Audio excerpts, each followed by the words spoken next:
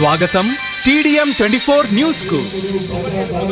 విజయవంతంగా ముగిసిన మల్కాజ్గిరి కాంగ్రెస్ ముఖ్య కార్యకర్తల సమావేశం ఈరోజు గౌరవనీయులైన మల్కాజ్గిరి మాజీ ఎమ్మెల్యే తెలంగాణ కాంగ్రెస్ రాష్ట్ర డైనమిక్ లీడర్ మైనంపల్లి హనుమంతరావు అన్న ఆదేశం ప్రకారం మల్కాజ్గిరి క్యాంప్ ఆఫీస్లో ఉదయం కాంగ్రెస్ ముఖ్య కార్యకర్తల సమావేశం జరిగింది.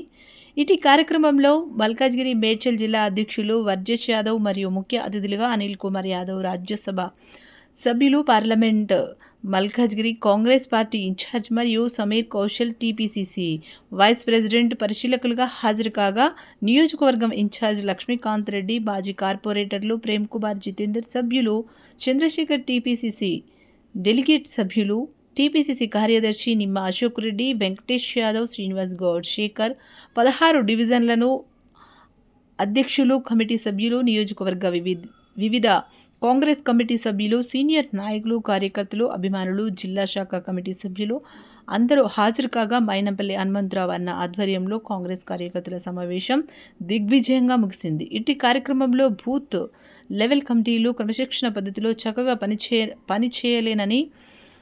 పని చేయవలనని, ఓటర్లను గుర్తించాలని, కాంగ్రెస్ పార్టీ చేస్తున్న సంక్షేమ పథకాలను, ప్రజలకు అందిస్తున్న పథకాలను ఇంటింటికి తీసుకెళ్లాలని, అందరికీ తెలియపరచాలని మైనంపల్లి హనుమంతరావు అన్న మరియు ముఖ్యులు కార్యకర్తలకు తెలియజేయపరిచిరి.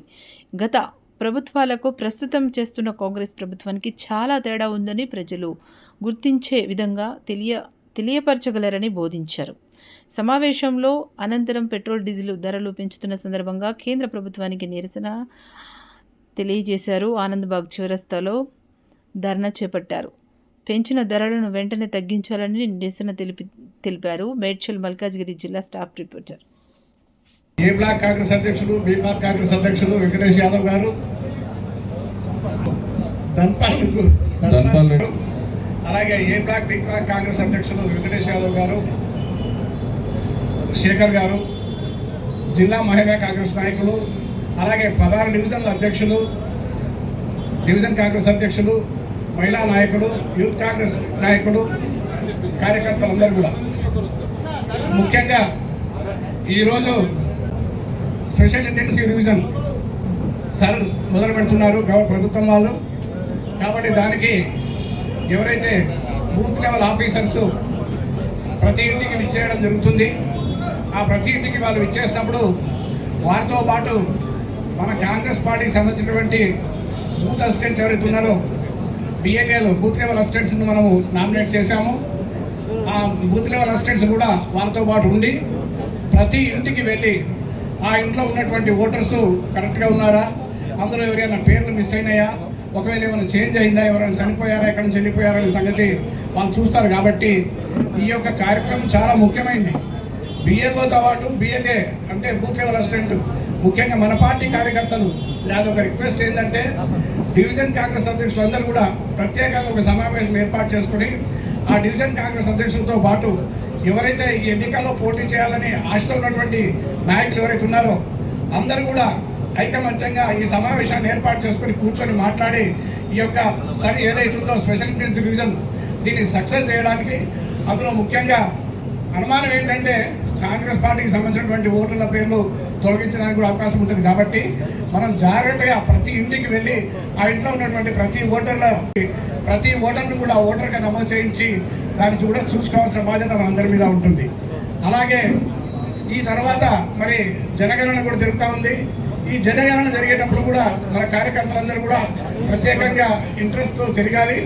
ఎందుకంటే ప్రతి ఒక్క ఇంటికి వెళ్ళినప్పుడు వాళ్ళ యొక్క కులాన్ని తప్పకుండా వారు ఏ కాస్ట్కి సంబంధించినటువంటి వారు, ఏ కులానికి సంబంధించినటువంటి వాళ్ళు చూడాలి. ఇది ఎందుకంటే ఇది ముఖ్యంగా మన ప్రియతమ నాయకుడు రేవంత్ రెడ్డి గారు రాష్ట్రంలో మొదటిసారిగా బీసీలో 42% సీట్లు ఇద్దామని నిర్ణయం తీసుకున్న తర్వాత బీసీగా తేలవాలంటే మరి ఈ జనగణన జరిగేటప్పుడు కూడా మన కార్యకర్తలు తప్పకుండా వారితో పాటు ఉండి తప్పక సరైనటువంటి చర్య తీసుకుంటున్నారా లేదా అనేది మాత్రం అబ్జర్వ్ చేయాల్సి ఉంటుంది. అదే కాకుండా కాంగ్రెస్ ముఖ్యంగా ఒక్క నిమిషం మాత్రం నేను మన నాయకుడు హనుమంతరావు గారి గురించి చెప్పదలుచుకున్నాను. మన నాయకుడైనటువంటి హనుమంతరావు గారు మల్కాజ్గిరి అసెంబ్లీ నియోజకవర్గంలో చేస్తున్నటువంటి వారి ఆశీస్సులు లేకుండా వారు ఎమ్మెల్యేగా లేనప్పటికీ కూడా నియోజకవర్గంలో ప్రతి వార్డులో కూడా కొన్ని కోట్ల కోట్ల రూపాయలు వారు ముఖ్యమంత్రి ద్వారా తీసుకొచ్చి ఖర్చు చేస్తున్నారు. కాబట్టి ఈ విషయాన్ని కూడా మనం జనాలందరూ కూడా చెప్పాలి, ప్రతి బస్తీలో చెప్పాలి, స్లమ్లలో చెప్పాలి, కాలనీస్లో కూడా మీటింగ్ పెట్టి కాలనీస్లో కూడా మనం చెప్పాల్సినటువంటి ఇది ఉంది. ఎందుకంటే చాలామంది పనంతా చేపించేది, డబ్బులు శాంక్షన్ చేసేది హనుమంతరావు గారు అయితే, తర్వాత ఒక ఆయన వస్తాడు కొబ్బరికాయ కొట్టడానికి. నేనేమంటున్నానంటే మన కార్యకర్తలందరూ కూడా హనుమంతాన్ని ఇచ్చినటువంటి ఏదైతే లెటర్ ద్వారా అభివృద్ధి కార్యక్రమాలు జరుగుతున్నాయో, ఫండ్స్ ద్వారా డెవలప్మెంట్ జరుగుతున్నాయో వాటన్నిటిని కూడా తప్పకుండా ప్రజలందరికీ తెలియజేయాలి. బస్తీలలో మీటింగ్ పెట్టాలి, కాలనీస్లో మీటింగ్ పెట్టాలి, కాలనీ అసోసియేషన్తో మీటింగ్ పెట్టాలి, వాళ్ళందరూ కూడా చెప్పాలి. ఎందుకంటే హనుమంతుల ద్వారా పనిచేస్తున్నప్పుడు హనుమంతరావు గారి పేరు తప్పకుండా మనం అంతా చెప్పాల్సినటువంటి అవసరం ఉంటుంది. ఇది ఎందుకు చెప్తున్నానంటే మీకు అందరూ కూడా తెలుసు, మన యొక్క నాయకుడు హనుమంతరావు గారు కనీసం రోజుకు 800 నుంచి 1000 మందిని కలుస్తాడు. ఆలోచన చేయాలి. ప్రజలకు ఏ కష్టం వచ్చినప్పటికీ కూడా ఆయన ఇంటికి వెళ్తే ప్రతి ఒక్కరిని కూడా పిలిచి మాట్లాడి వారి యొక్క బాగోగులు తెలుసుకొని వాళ్ళ కోసం నిజంగా అప్పటికప్పుడు ఫోన్ చేసి ఫోన్లో కూడా స్పీకర్ ఆన్ చేసి మాట్లాడేటటువంటి నాయకుడు మైనంపల్లి హనుమంతరావు గారు. ఇది నేనేదో హనుమంతరావు గారిని పొగడడానికి కానీ హనుమంతరావు గారిని ఇంప్రెస్ చేయడానికి నేను చెప్పడం లేదు. ఉన్న నిజాన్ని మనం చెప్పాలి. ఇదంతా మిగతా నాయకులు ఎవరున్నప్పటికీ కూడా ఆ నాయకులు ఎవరు కూడా మన హనుమంతరావు గారికి ధీటుగా ప్రత్యేకంగా మనకు రాబోయే ఎలక్షన్స్లో మనకు బీజేపీతో బీఆర్ఎస్ తోటి మనకు పోటీ ఉంటుంది.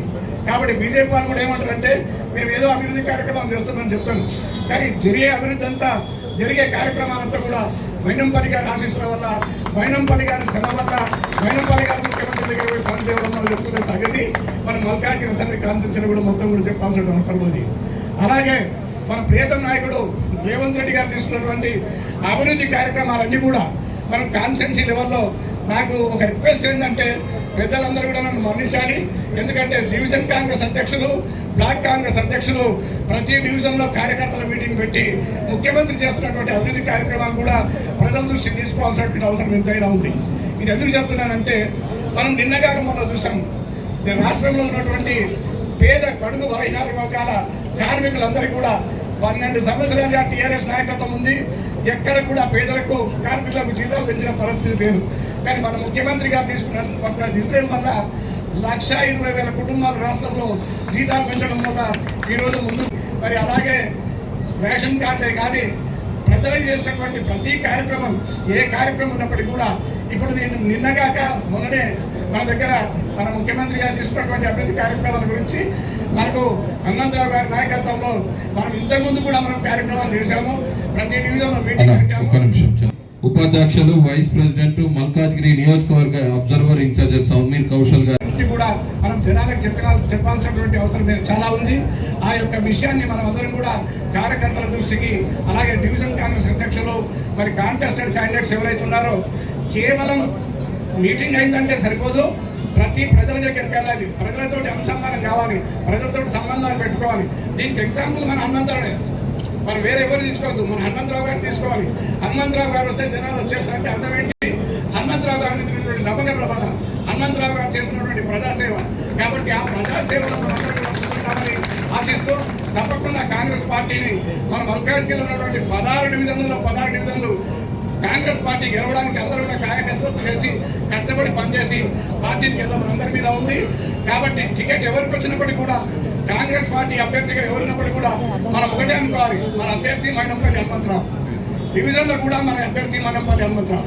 కాబట్టి 16 డివిజన్లలో మైనంపల్లి హనుమంతరావు గారు నిలబడుతున్నారు. 16 డివిజన్లను మెజార్టీ సీట్లు గెలిపించి హనుమంతరావు గారికి కానుకగా ఇస్తామని చెప్పి ఆశిస్తూ నాకు ఈ అవకాశం ఇచ్చినటువంటి division Malkajgiri working president Srinivas గారికి, అలాగే వెంకటేష్ యాదవ్ గారికి ధన్యవాదాలు చెప్తూ సెలవు తీసుకుంటాను. గౌతమ్ నగర్ ప్రవీణ్ గారు 184 డివిజన్, బలరాం నగర్ శ్రీకాంత్ గారు 185 డివిజన్, వినాయక్ నగర్ పిట్ల నాగరాజ్ గారు 186 డివిజన్, పోతుల వినోద్ యాదవ్ గారు 183 డివిజన్, జీడి సంపత్ గౌడ్ గారు 187, కాకతీయ నగర్ డివిజన్ మొహమ్మద్ యూసుఫ్ గారు, తారక రాఘవ్ గారు 9, యాప్రాల్ డివిజన్ శ్రీ చిత్ర గోకుల్ గారు, నూటల్లి డివిజన్ యాలాల నరేందర్ రెడ్డి గారు 191, మచ్చబులారం డివిజన్ శ్రీ బొబ్బిలి సురేందర్ రెడ్డి గారు, జ్యోతి యాదవ్ గారు టెంపుల్ అల్వాల్ 193 డివిజన్ వెంకటాపురం సంజీవ్ గౌడ్ గారు, 194 డివిజన్ భూదేవి నగర్ మల్లెల శివ కుమార్ గారు, 195 డివిజన్ కానాచిగూడ సురేష్ సింగ్ గారు. మరి మన ఏ బ్లాక్ ప్రెసిడెంట్కి మూర్తి శేఖరన్ గారు, మన బి బ్లాక్ ప్రెసిడెంట్కి టి వెంకటేష్ యాదవ్ గారు ప్రపోజ్ చేయడం జరిగినది. బి బ్లాక్ వర్కింగ్ ప్రెసిడెంట్గా బికే సీన్ గారిని రికమెండ్ చేయడం జరిగింది. మరియు మల్కాజ్గిరి నియోజక తరఫు నుండి మల్కాజ్గిరి కాంగ్రెస్ కమిటీ తరఫు నుంచి స్వాగతం, సుస్వాగతం.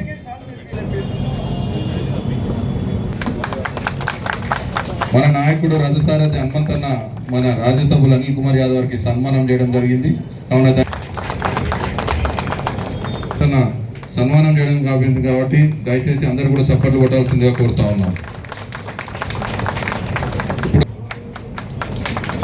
మరి అందరూ కూడా దయచేసి గట్టిగా చప్పట్లు కొట్టాల్సిందిగా కోరుతాం. గోపాల్ రెడ్డి అన్న గారు కూడా మరి చంద్రశేఖర్ అన్న గారు కూడా సన్మానం చేయడం జరుగుతుంది. అందరూ కూడా దయచేసి చప్పట్లు కొట్టాలని కోరుతా ఉన్నాం, నడిపేయాలని కోరుతా ఉన్నాం. దయచేసి అందరూ కూడా కూర్చోవాల్సిందిగా కూర్చున్నాం. దయచేసి వెనక నిలబడకండి ప్లీజ్. కరెంటు వైర్లు ఉన్నాయి. ప్రవీణ్ కొద్దిగా జరగమ్మా ప్లీజ్. ధరన్ మైనంపల్లి హనుమంతులను మన ఎంపీ గారు దయచేసి మైనంపల్లి హనుమంతరావు గారిని సమీల్ కౌశల్ గారు చిన్న జ్ఞాపికతో సన్మానం. ఎవరైనా కానివ్వండి, పెళ్ళై కొత్తగా వచ్చిన కోడళ్ళకు అటువంటి సవరణలు జరిగినాయి. అంటే మొత్తం 20,000 రేషన్ కార్డులకు మనం చేసినామన్న ఇది చరిత్ర అన్న. గత స్వతంత్రం వచ్చినప్పటి నుంచి కూడా ఈ మల్కాజ్గిరిలో ఇంత పెద్ద ఎత్తున రేషన్ కార్డుల మీద జరగలేదన్న. తర్వాత మన ప్రభుత్వం చేపడుతున్నటువంటి ఫ్రీ బస్, మహిళా బస్ ఏదైతే ఉందో అన్న, మా నియోజకవర్గానికి సంబంధించినటువంటి మహిళలన్నా 16,80,000 మంది మహిళలు ఫ్రీ బస్ని యూటిలైజ్ చేసుకుంటారన్న. అది రికార్డు ఉన్న వారికి అన్న. ఇంకా వేరే వేరే డిపోలలో మా మహిళలు వాడుకున్నది ఇంకా డబుల్ ఉంటుందన్న. మళ్ళీ అన్న 7,500 కన్నా 200 యూనిట్లు గృహజ్యోతి పథకం ఏదైతే ఇస్తున్నామన్న మన ప్రభుత్వం 7,500 మందికి మన నియోజకవర్గంలో ఇటు అల్వాల్ గారి మల్కాజ్గిరి మండలంలో ఇస్తున్నామన్నా. అన్న 4,700 సిలిండర్లకు సబ్సిడీ ఇస్తున్నామన్న మన ప్రభుత్వం మన మల్కాజ్గిరి కాన్స్టిట్యున్సీలో అన్న. ఇప్పుడు ఇందిరమ్మ ఇళ్ళకు కూడా అన్న L1 L2 చూసుకుంటే 8,000 వచ్చిందన్న. దాంట్లో స్క్రూటీ చేసి ఎలిజిబిలిటీలను చూసుకుంటే 6,800 వచ్చిందన్న. మ్యాక్సిమం కూడా అయ్యేటట్టే ఉందన్న మన ప్రభుత్వం చేస్తున్నటువంటిది. ఎందుకంటే 2,000 నిన్ననే ముఖ్యమంత్రి గారు మనకు అది చేసిండ్రు ప్రతి నియోజకవర్గానికి మొదటి విడతగా. కాబట్టి ఇట్లా మనం పోతున్నామన్న. మా నియోజకవర్గంలో SIR మీద అన్న నిన్నటికి మల్కాజ్గిరి మండలంలో వచ్చేసరికి 41% కంప్లీట్ అయిందన్న. అల్వాల్ మండలికి వచ్చేసరికి 49.5% నిన్న SIR మీద నిన్నటి కంప్లీట్ అయిందన్న. మళ్ళీ ఇవాళ నుంచి పెద్ద ఎత్తున ప్రతి బూత్లో ఆర్గనైజ్ చేస్తున్నామన్న. మన BLAలకి కాకుండా ఇంకా అక్కడ మన లోకల్ క్యాడర్ కూడా అసిస్టెన్స్ చేసి ఈ వారంలో 85% టార్గెట్ పెట్టుకున్నామని అచీవ్ కావాలంటే మన ప్రియతమ నాయకులు మైనంపల్లి హనుమంతరావు గారి యొక్క దీంతోనన్నా మసీద్లకు కూడా, ఎందుకంటే ముస్లిం అనేవాళ్ళు మసీద్లకు తాలూకాదు ఉంటారు కాబట్టి ప్రతి మసీద్కి కూడా ఒక BLOని ఏర్పాటు చేసుకొని కేవలం ముస్లిం ఓట్ల మీద కాన్సన్ట్రేట్ చేస్తే అన్న 85% ముస్లిం అల్వాళ్ళు అయిపోయిందన్న. 17 మసీదులలో కొత్త BLOలు పెట్టుకొని 80 మేము 80-85% SIR మీద కంప్లీట్ చేయాలనే ఒక ఆలోచనతో పోతున్నామన్నా. మైనంపల్లి గారి నాయకత్వంలో పోతున్నామన్నా. ఇంకో విషయం అన్న, మనం ఇంటింటికి ఏదైతే కులగన జరుగుతుందో అన్న నిన్నటికి 60% అయిందన్న. 30 తారీఖు వరకు ఉన్న గడువులో కంప్లీట్ చేస్తామని ఆశిస్తున్నామన్నా. ఈ రకంగా మేము చేస్తున్నామన్నా. మీ యొక్క ఇంకా గైడ్లైన్స్ TDM 24కి సబ్స్క్రైబ్ చేసుకోండి. వార్తల కోసం